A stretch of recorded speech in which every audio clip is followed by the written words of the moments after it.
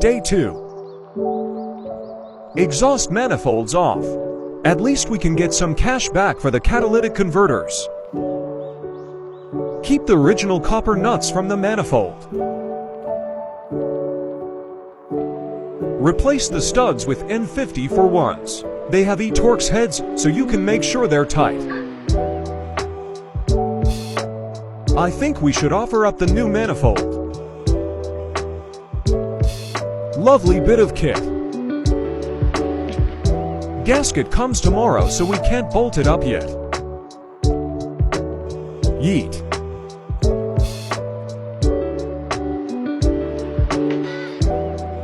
We also took the simps off to make the oil return fitting. X marks the spot. Drill and weld time.